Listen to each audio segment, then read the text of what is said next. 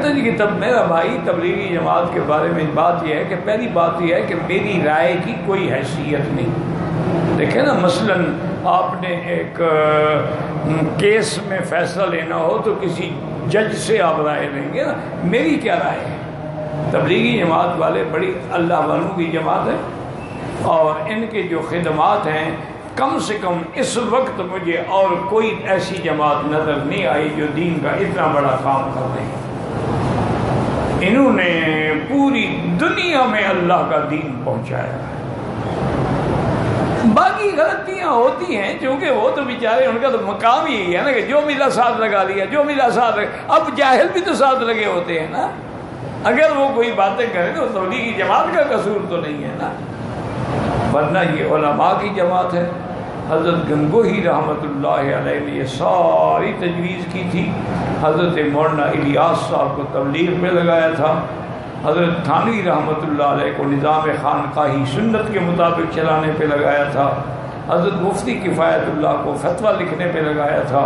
حضرت مدنی کو انگریز کے خلاف، حضرت شیخ الہند کو انگریز کے خلاف جہاد پہ لگے. ساری نظام جو ہے گنگوہی نے بنایا تھا رحمۃ اللہ علیہم اجمعین. پھر بھی حضرت الیاس فرماتے ہیں کہ میں پریشان تھا کہ حضرت نے تو بڑی آسانی سے کہہ دیا نا کہ اللہ پاک کے نبی کی امت کو دین پہ لگاؤ، تبلیغ کرو. میں غریب آدمی کہاں میں دنیا کو تبلیغ کر سکتا ہوں؟ کہتے ہیں میں مکہ شریف آ گیا، پھر مدینہ شریف آ گیا، استخارہ کرتا رہا.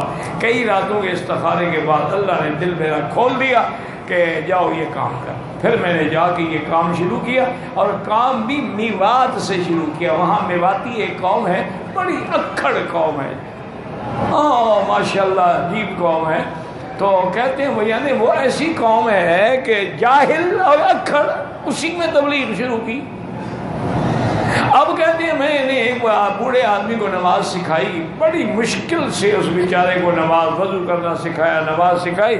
دوسرے دن جو میں آیا تو مجھے بڑی خوشی سے ملا. کہنے لگا حضرت اللہ پاک آپ پہ راضی ہو، آپ نے جو مجھے اٹھنا بیٹھنا سکھایا ہے نا، میرا پیٹ بند رہتا تھا، اب ہوا چلتی رہتی ہے. یہ قوم تھی. پھر اسی قوم نے پوری دنیا میں اسلام پہنچایا.